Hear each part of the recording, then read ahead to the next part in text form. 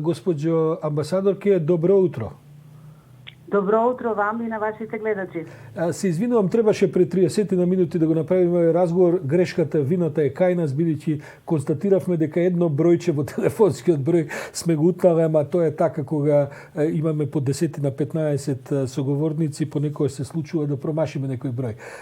Госпоđo Чаушевска, Димов, кажете ми прво, каква е состојбата во Франција со... Ние знаеме дека е кризата голема во Франција, таа е една од најпогодените земји, но како вие ја доживувате и како ја гледате целата криза, седејќи во Париз од ваш аспект? Па вака, бројките и натаму се драматични, вие ги следите. 95.000, нешто над 95.000 лица се со потврден COVID-19. Иако сите знаат дека бројката е многу поголема од ова што статистиките водат, затоа што овде тестирањата се само за лицата со потешка клиничка слика. Меѓутоа, од вчера наваму, како да има едно светло во тунелот, кое се гледа преку бројките на починати, за едно 200 лица се помалку, и она што овдешните здравствени власти го сметаат како релативно добар знак е што бројот на новопримени лица на реанимација четврти ден поред е намален. Сега веруваат дека се во периодот на така нареченото почеток на така нареченото плато, кое ќе остане високо и кое веројатно доста долго ќе трае пред да почне кривата да паѓа надолу, барем за 1-2 недели. Инаку Париз е застрашувачки празен и тажен град, ги изгуби сите атрибути кои го правеа привлечен. Нема веќе кафулиња на тротоари, нема веќе музеи, нема веќе туристи, нема веќе паркови. Меѓутоа, како и сите, остануваме оптимисти дека еден ден ќе излеземе од оваа криза. Ако не се лажам, председателот Макрон вечерва има закажено обраќање до нацијата. Се очекува некакви нови упатства или се очекува продолжување на овие услови за еден целосен карантин на нацијата? Какви се вашите очекувања? Па по оно што може веќе да се слушне по медиумите, вечерва председателот Макрон ќе се обрати нешто по 20 часот и многу е известно дека ќе најави продолжување на изолацијата, овде така е нарекуваат, наместо карантин, помалку плаши овој збор, барем за уште месец дена. Односно би трајала негде до 15 мај. Веројатно ќе ги најави мерките за училиштата. Сите опции се во тек. За сега учениците се уште се дома и прашањето е дали ќе влезат малку на училиште пред летните распусти или направо школската година ќе заврши, учениците ќе се вратат во училиштата дури од септември и се очекува да најави евентуално нови мерки, економски мерки за спас на економијата во Франција. Госпожа амбасадорке, ние имаме бројна македонска заедница во Франција, во Париз и така натаму. Прво да ве прашам, има ли многу заразени евентуално македонци кои што се со престој со живот во Франција? Какви се вашите информации? Имате некаква таква евиденција? Евиденција системска не водиме за таквите состојби. Меѓутоа, од лични пријатели, јас веќе во мојот круг имам четворица заразени. Кажете ми, госпожа амбасадорке, како е работата на амбасадата? Вие работите од дома, отворени сте, контактирате за тие што сакат да ве контактираат, бидејќи претпоставувам дека оној првичен бран за враќање кон татковината во Македонија сега веќе е завршен, бидејќи нема начин за транспорт на луѓето и така натаму. Сепак амбасадата контактира ли со оние кои што имаат потреба од контакт со вас? Апсолутно. Амбасадата практично можам да кажам дека непречено работи. Ние имаме таа среќа што во објектот на амбасадата имаме станови во кои се сместени нашите дипломати и тие непречено можат да дојдат на своите работни места.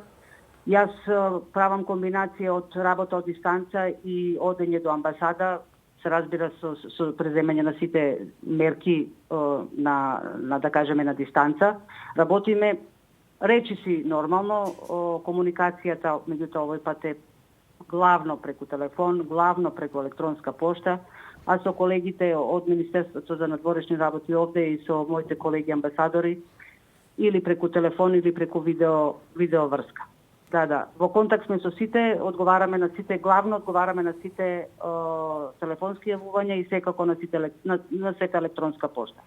Меѓутоа ние имавме веќе главниот репатриација од 47 луѓе завршивме во петокот. Меѓутоа се уште има лица кои се интересираат што понатаму, што се останати овде кај роднини. Во контакт сме со нив и ќе останеме во контакт, се разбира. За оние кои што не знаат, македонската амбасада во Париз се наоѓа во самиот центар на градот, иако поимот центар во Париз е прилично широк поим и така натаму, меѓутоа на атрактивна локација во една прекрасна зграда, вие одите физички на работа или сте и самата во некаква домашна изолација? Бидејќи овдека функционираат специјални дозволи за движење, каков е третманот на дипломатите во овие карантинирани услови во Франција? Во дипломатите немаат никакви привилегии, да кажам, во однос на состојбата со коронавирусот. Овде движењето е регулирано со потврди. Имате потврди во кои треба јасно да наведете, кои ви дават опции, 4-5 опции за што можете точно да излезете и ги штиклирате една од тие опции, дали ќе одите по леп, дали ќе го прошетате кучето или дали ќе одите за итни потреби кај својот доктор. Јас исто така има една потврда која се издава од работодавач, нормално јас се поседувам таа потврда.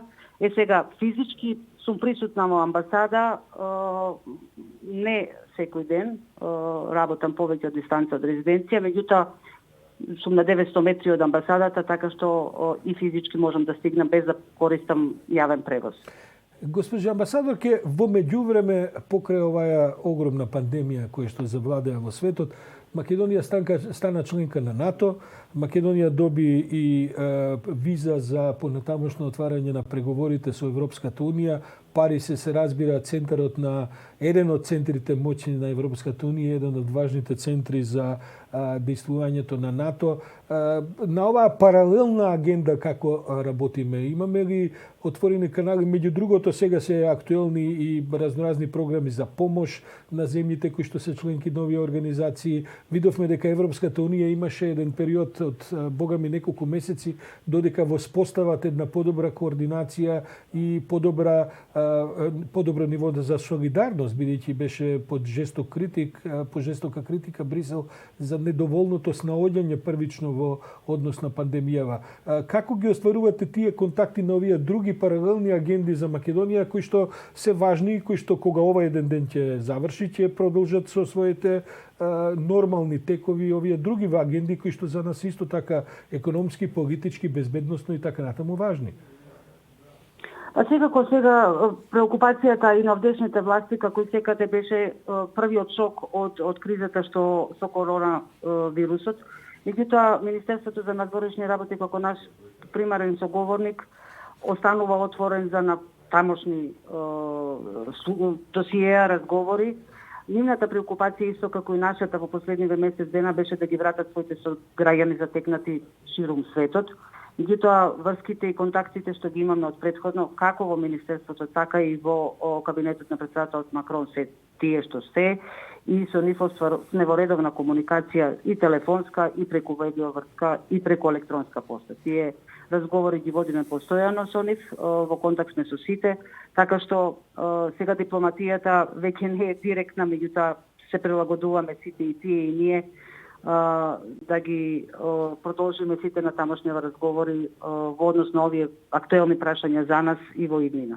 Јадранка Чушевска-Димов, македонски амбасадор во Република Франција, имавте многу интензивни месеци, особено околу нашето продолжување на односите во Европската Унија, бидејќи како што е познато Париз беше еден од центрите кој бараше поинаков третман, нова методологија и така редефинирање на продолжувањето на европската агенда за проширување. Сега претпоставувам дека после така интензивни месеци можеби малку ви доаѓа и добро ова намалување на темпото и во Париз.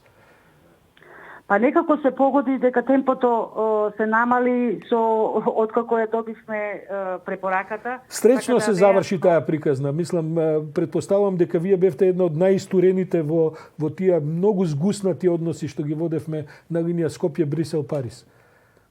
Да, секако Париз беше едно од клучните места.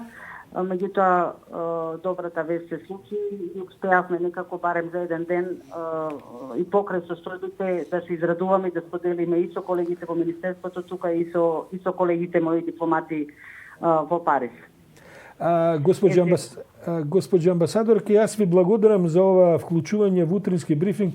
Ние повторно ќе ве побараме, се надевам за некоја недела можеби со подобри вести, се надевам секако од Франција и од Париз, бидејќи отприлике такви се и најавите дека ќе треба барем уште неколку недели за да се стават под контрола во една надолна линија овие здравствени ситуации во една од најголемите и најважни земји во Европа. Благодарам за ова вклучување. И јас вам благодарам и ви посакувам да станете во добро здравје. Така е, тоа е најважно, пријатно. Благодарам.